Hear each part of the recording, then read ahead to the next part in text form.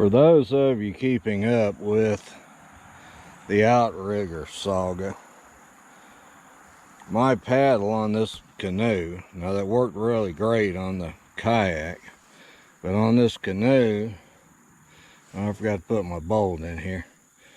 I extended this back 8 inches because my paddle was hitting this float here. So this should do it. So I extended this back, and it also made it a little lower, which puts it in the water a little better. So I like that a whole lot better. Just letting people know, if you're trying to work on that project, that's something that I've done.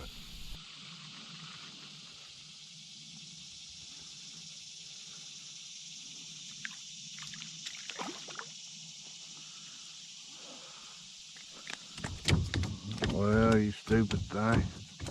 This, folks, is a big shell cracker.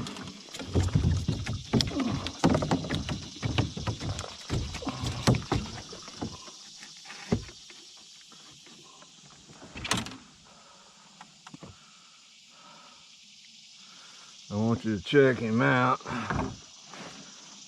This is what I'm wanted to get about 3 of these today, and I'm going to make something out of it. So you're number 1. Let's see if I can get you in my little bag. Good shell cracker.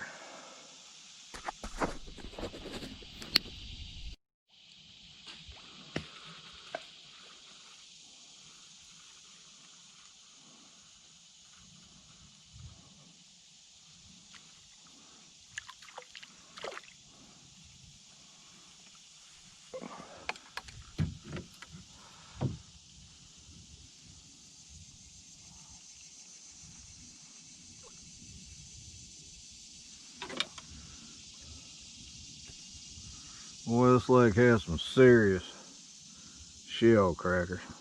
I want to tell you. I'm all for it.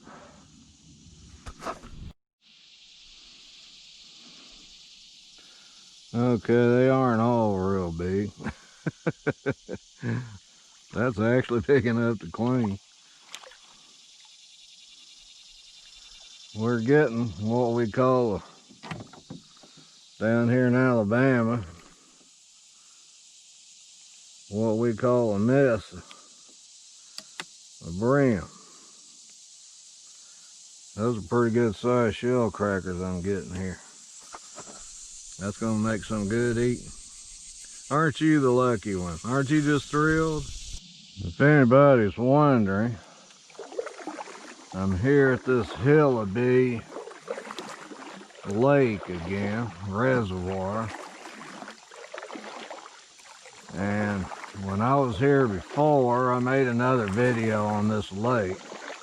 I caught a pretty good sized shell cracker.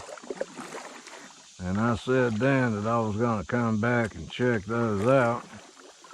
So that's what I'm doing here today. I've been fishing off of a real steep bank. And so now I'm going to go over and try the outside of what would have been the old river channel and see what happens with that. Because I'm happy to catch these shell crackers. I'm going to do a cooking video on those, so stay tuned. But, you know, if a 10-pound bass hit me, it wouldn't bother me any.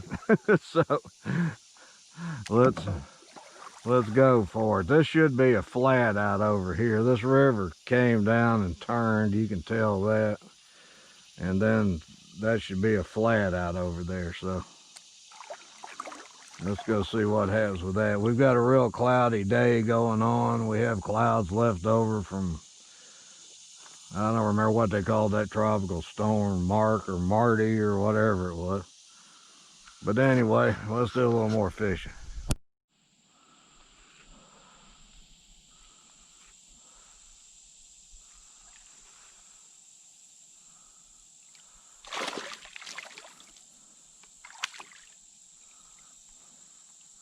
Well, we'll sitting there doing something. Hope I haven't good. But come on, buddy. I'm gonna let you go to grow up a little bit. Turn into a big, mean, bad bass.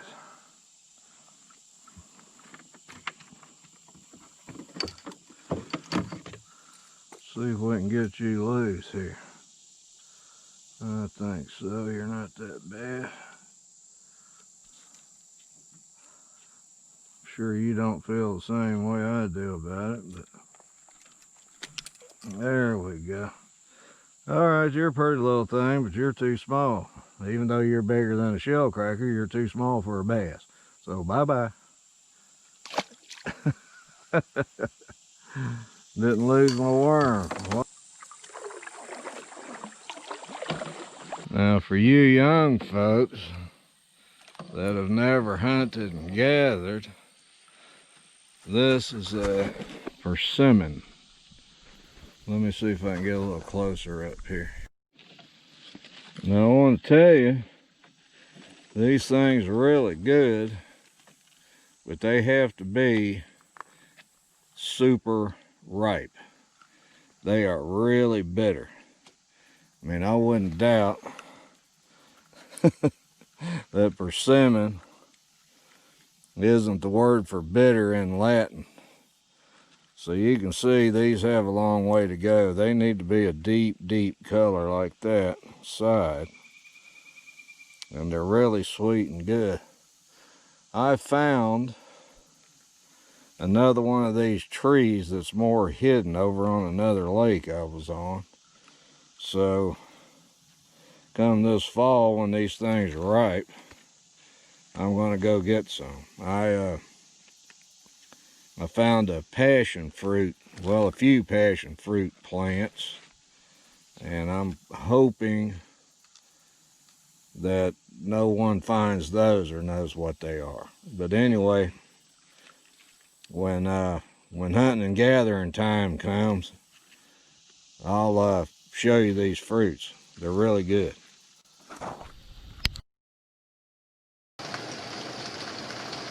Okay folks, what you hear beating on the roof is some rain.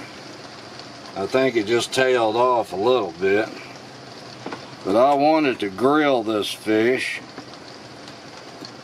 because I think I have an idea about how to grill some panfish.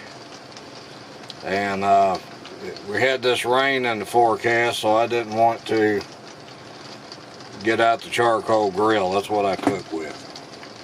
But anyway, I want you to know that that's only 3 brim. I could have easily have gotten by with 2. Those GoPro cameras don't do any justice showing you the size of a fish that you've caught. I looked at the clips from the fishing trip, and the fish looked a lot smaller to me than what they really were. Of course, you can make your own judgment about that. But anyway, I decided to go ahead and southern fry these. And I didn't show the whole process because I already have a southern fried fish video on if you want to look that up. If I can figure out how to do it, I'll put one of those little buttons up in the corner here. But I made some hush puppies. These are store-bought French fries. That's the panfish, of which, like I said, I could have gotten by with 2.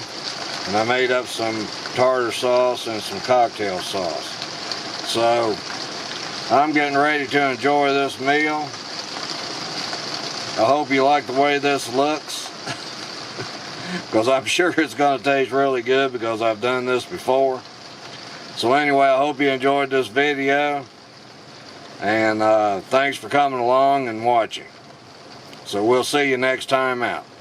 Thanks a lot.